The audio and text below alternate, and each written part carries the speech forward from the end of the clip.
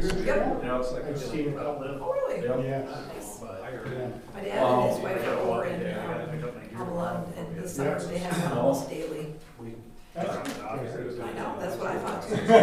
My dad feeds We birds. get like cardinals all the time, Yep. of course, but. Okay, so now I gotta Do you feed the Orioles and the Hummers in the summer? Yeah. It's a little run. The Orioles are so good. I don't think they Yeah. I like them a lot. Cool. Yeah. Oh, nice, get down. Lee's daughter, Lee's daughter, Suzanne, just bought a house in Prior Lake. And she wanted a house with a view, and it's kind of a view of like a pond or a lake. She got some feeders up now, and she's like, oh, this is like my favorite house ever. I said, yeah, it's a permanent house. He's Jenny's birds. Oh, they keep too hot. Yeah. I just It'll love be a it. good exercise. Just scalded my tongue on my tea. Yeah. What was it? Oh, Not suet though? Yeah. Was it? I thought you had one of the like No. heels. Boyfriend. I want one of those. Seeds and fruit. No, when we have our tea in the morning, So, by the Yeah. time it's brewed, we do them in pottery. coming up on the. Oh. And by the That's time how it's much brewed, this is. How about the squirrels? Yeah. that would still be hot. Yeah. I have Canadian feeders now, and when squirrels I are thought you coming, could like that. They didn't know I know, right? yeah, so, Good evening, everybody. It is December 4th. It is 6 p.m. I'm going to call meeting to order. Will everyone rise for pledge allegiance? I pledge allegiance to the flag of the United States of America and to the republic for which it stands, one nation, under God, indivisible, with liberty and justice for all.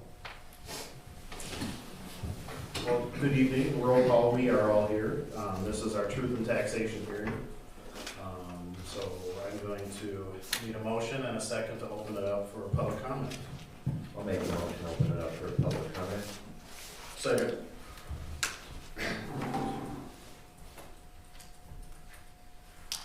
Bob and I have about 100 questions. Okay. So you ready? Yeah. Go ahead, Bob. I'm ready. actually, I was through the entire budget process with the council, so I know exactly what's going on. There you go. Julie, you have any other I'm questions? just getting started. No, that's good. I don't know exactly how long we have to stay. I think it's 10 minutes. And then we can close if nobody comes. So. Since we are recording, should we just go through the highlights? Yeah, yeah. So if people wanted to look at it online or, yeah. Yeah, so Tim put together our budget summary, executive summary, so thank you very much for putting all this together. So if you want to just kind of run us through what you did, and if anybody has questions while we go through it, please ask them. Yeah, and I think we might want to, was this in the packet? No, it's not. So we might want to put this on our website as well. Since it's a little wonky to go through verbally.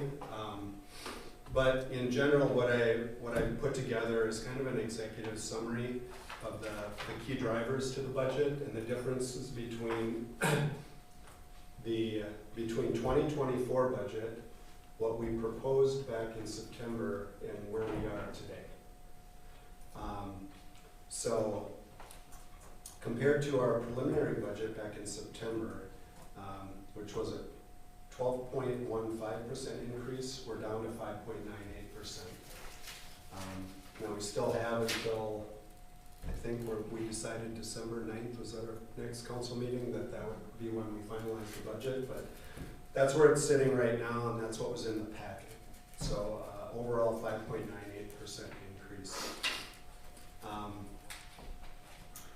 The revenues, thanks to Michelle, we worked and we run out everything we could find, some that weren't in the budget previously, and some that were, the run rates were just a little bit off. So, so those are building permits, $1,500, more accurate accounting for the Small Cities Assistance Program.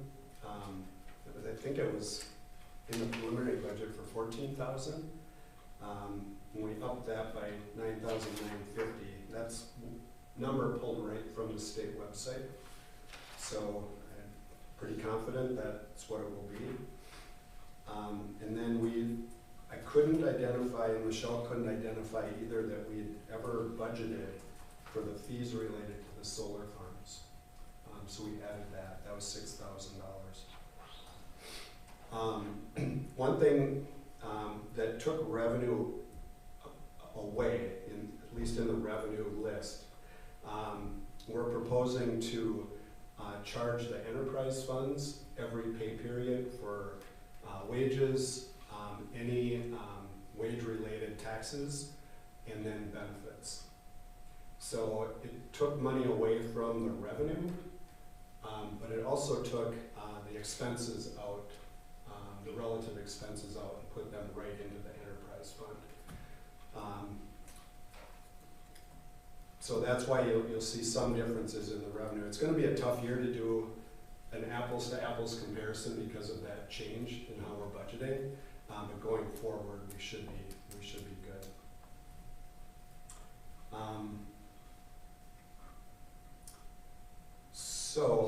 Since we're on that section, Yep. Dan, if we have questions. Oh, sure, anytime. Yeah, so the revenues, you've got here, the transfer methodology failed to account for actual salaries and did not include any payroll taxes or benefits. Correct. The new methodology of charging the enterprise funds directly each pay period will provide a more accurate timely accounting for these costs. So as far as, we don't really have anything to show, to display those salaries at this point. Is that what you're saying? I mean, They're not quite ready for prime time yet, I don't think. We haven't decided that's what we're gonna do, but that's the way the budget was built. So the costs are there, and just how we allocate them. and those will appear here on, that were in our packet, correct? Yes. Okay, I so- think, was there yeah, so the last, page 23 of the packet, Okay. that shows the breakdown. And this is only for the full-time public works staff. It doesn't include the summer help, and it doesn't include anybody in the office. So that last, on the right side of the spreadsheet on page 23, where it says enterprise funds charged directly via payroll, that's how it's broken down. So the public works column, that actually will stay in public works. And I forget, that was 52% of, Yeah, it's 52% is of everything is related to public works. in the Okay. spreadsheets, Yeah. but The- off the top of your head, it's hard to remember. The other It's like 48%, do a pretty good 46% job, of the actually. 58. So how is the city staff, the administration staff represented here? Is this all public works, or is that the? That, for the enterprise fund, that's all water and sewer. So that the Okay. enterprise funds are water and sewer, so that's for public works only. Okay, admin is all by itself. okay, so that's where that is.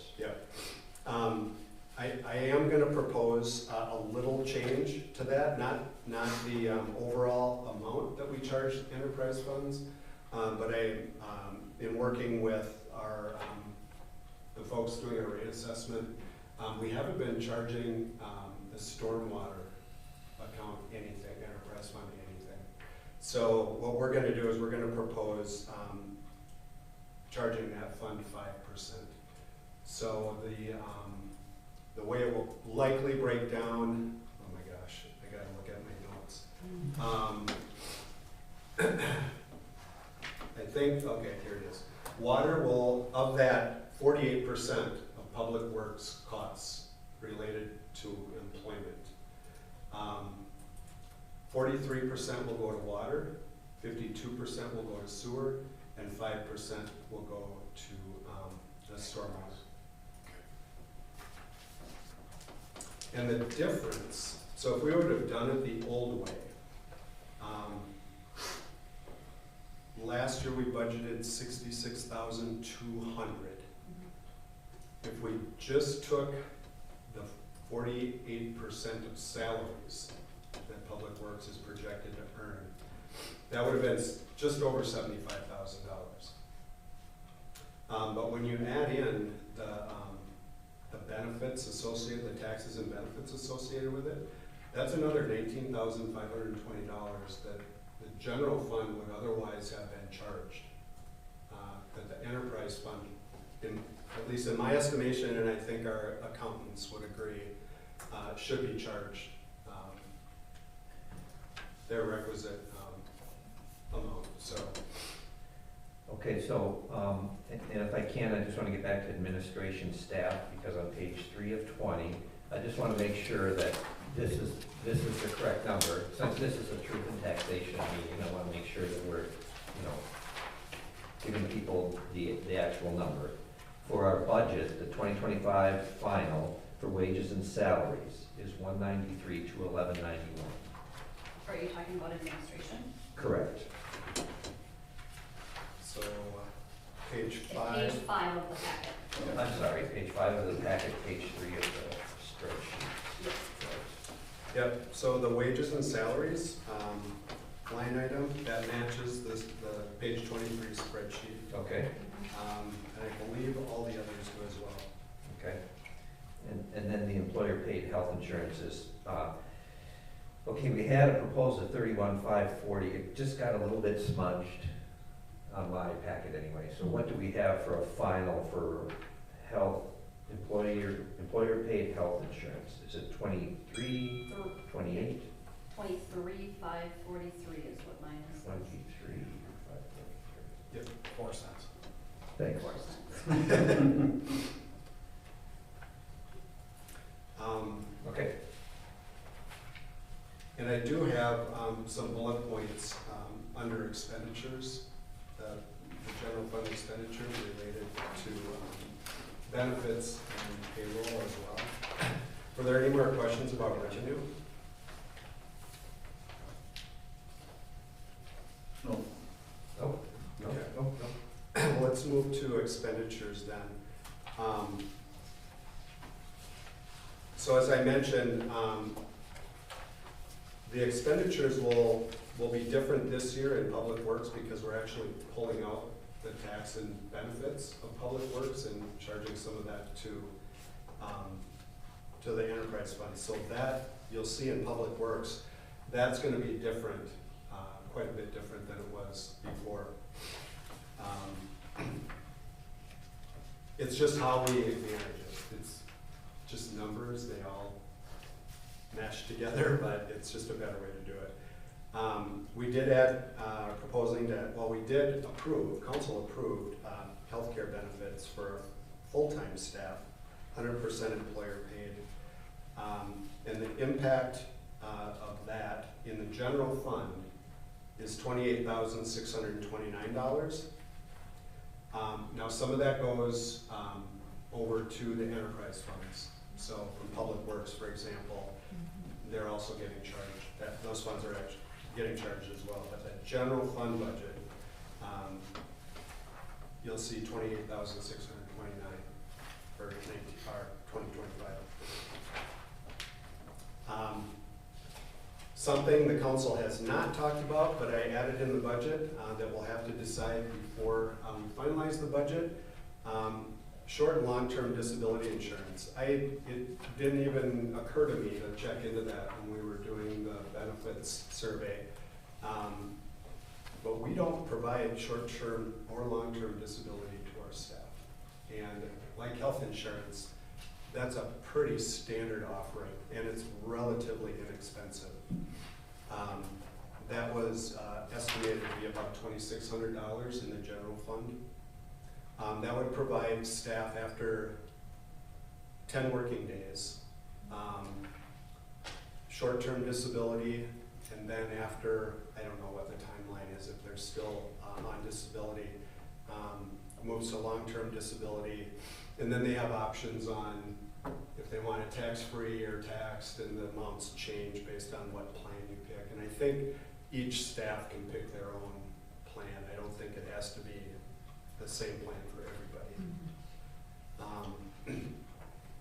But what's important about short and long-term disability is, in a PTO program, if you're injured, you're gonna start taking hours out of your PTO, because you don't have any other choice.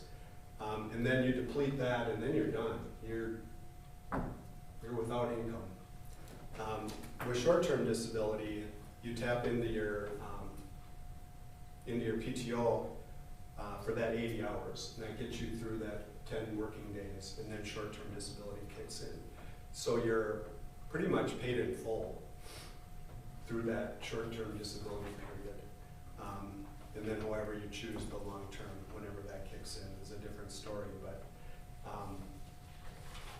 given the fact that our carryover balances were so low, and we didn't have short-term disability, it was a disaster if we had somebody who really needed it.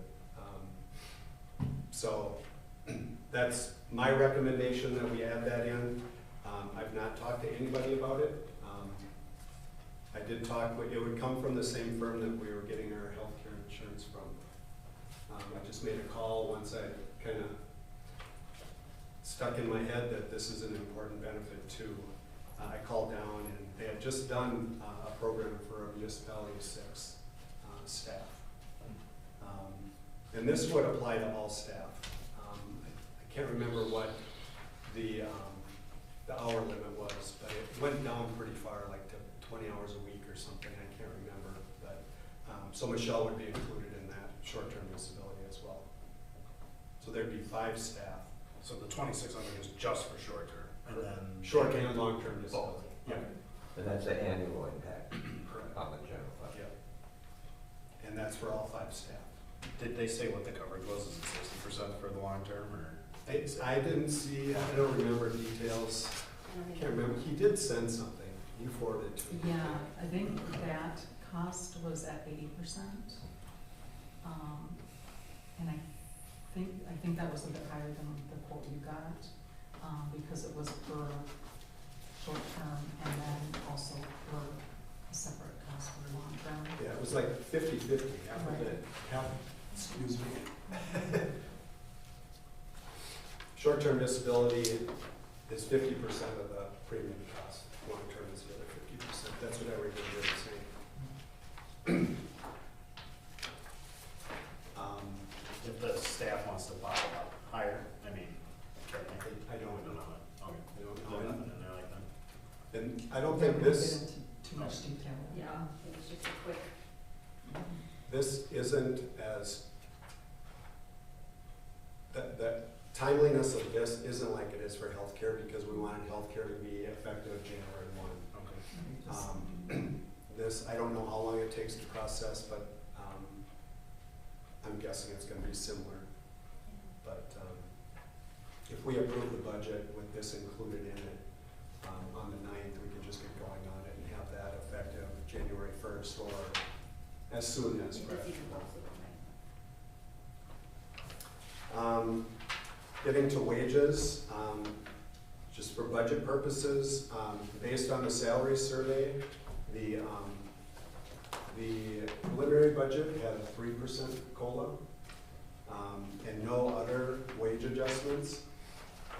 Given the fact that with our treasurer and clerk, we were right in the sweet spot with salaries, reduced the COLA to 2%. It seems like that's what's kind of happening in the world of economics today. But